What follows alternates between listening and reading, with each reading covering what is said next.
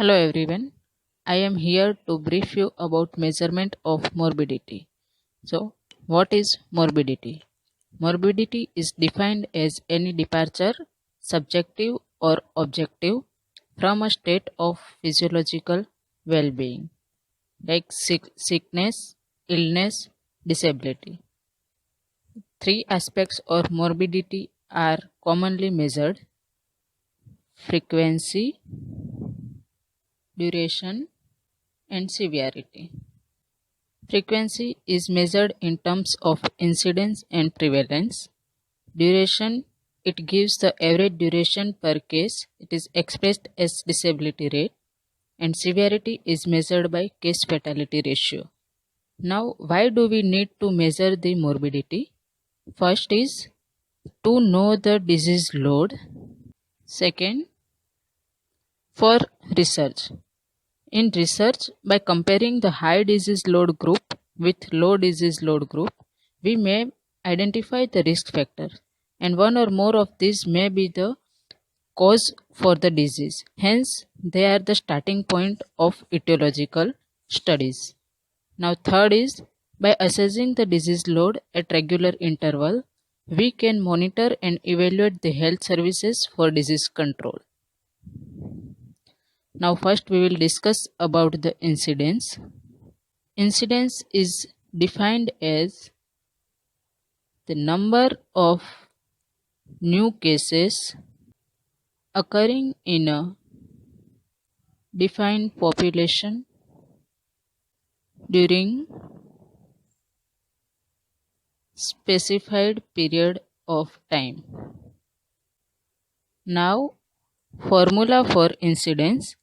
Incidence equal to number of new cases of specified disease during given time period divided by population at risk during that period into 1000. Note that the unit of time is essential in expressing a rate.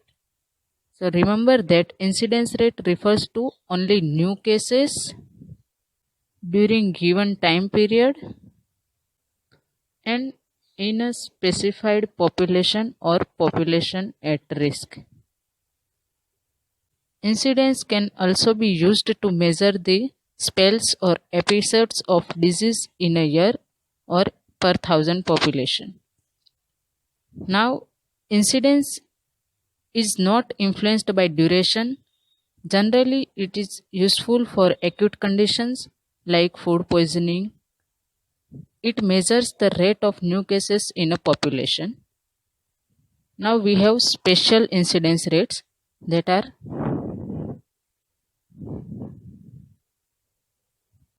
attack rate and secondary attack rate.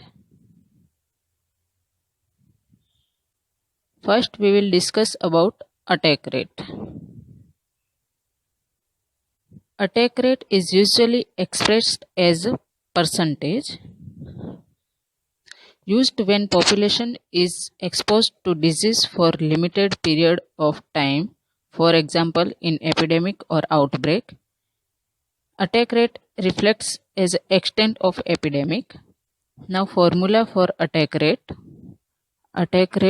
equal to number of new cases of specified disease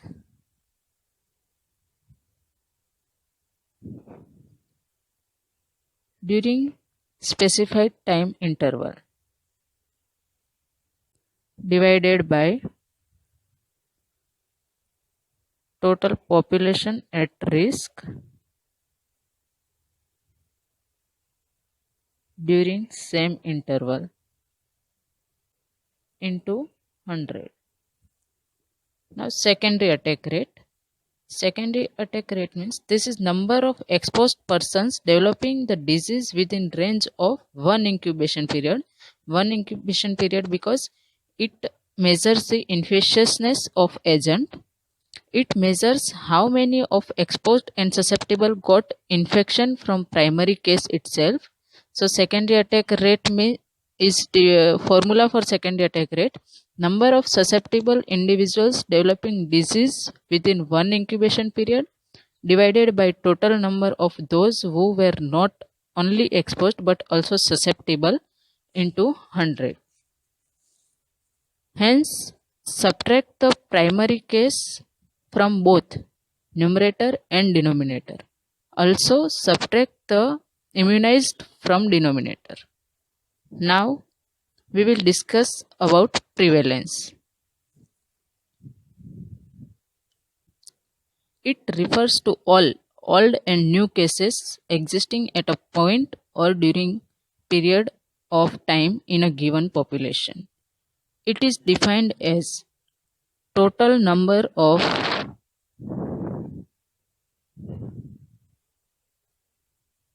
all individuals who have disease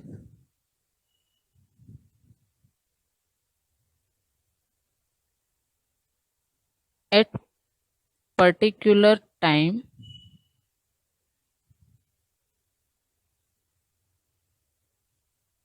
or during particular period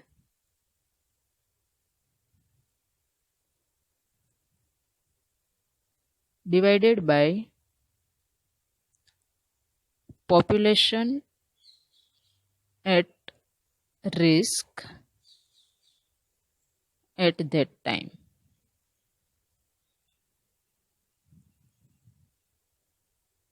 Two types of prevalence: point prevalence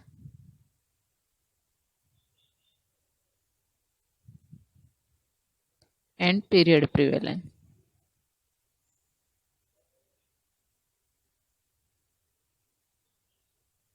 Point prevalence: number of all current cases of a disease at one point in relation to defined population.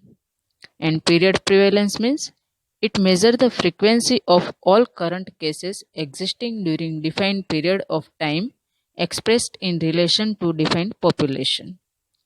It includes the cases which are arised before but extending into year, extending through year, as well as cases arising during year. Now we will take one example to understand the concepts of incidence, point prevalence and period prevalence. So first line represents the starting of year, means 1st January. Second line represents the ending of year, means 31st December. The dot represents the starting of disease or case, and the tail represents the duration of disease.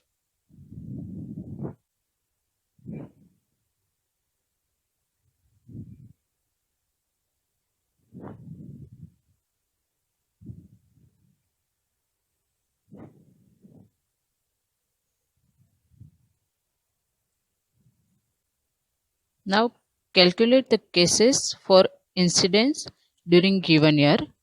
So that are number 2, 5, 6 and 9. Now calculate the cases for point prevalence on 1st Jan.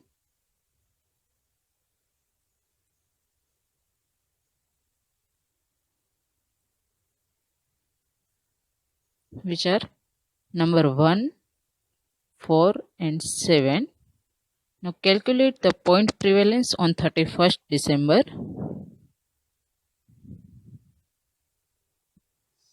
That are number 1, number 6, number 7 and number 9.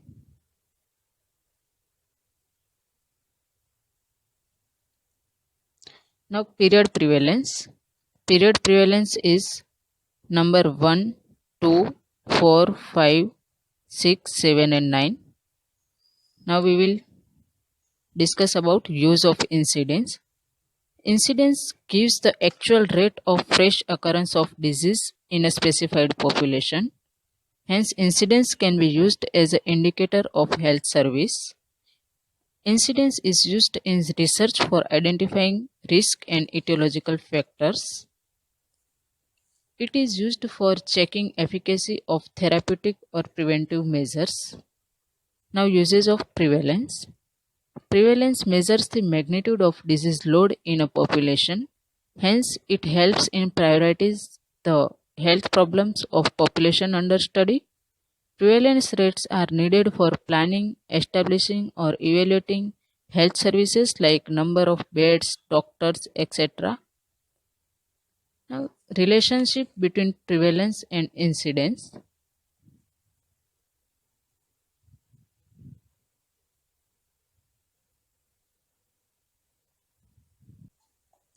Prevalence depends upon two factors, that is incidence and mean duration of illness.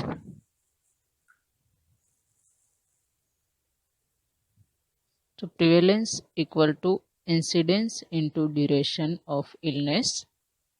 Assuming that population is stable means no migration is there and incidence and mean duration remain unchanged. Now we will take example like diabetes. It has a long duration, it is chronic disease, hence prevalence of diabetes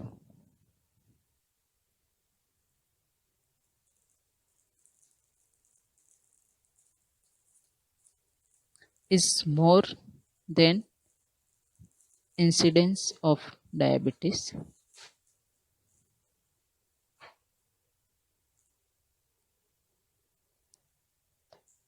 Another is food poisoning.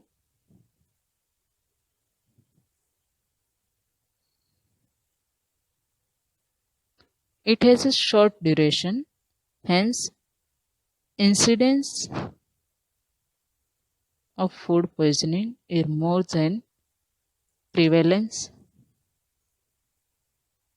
of food poisoning. Paradoxically, improved treatment of disease may increase the prevalence if it prevents only death without curing the disease. If new treatment leads to rapid recovery, the prevalence will decrease even if the incidence does not change. Now we will take the one example of tap and sink.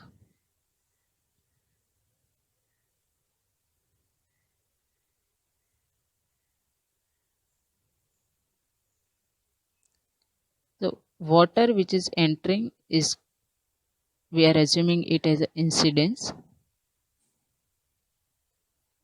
and drainage is like recovery or death.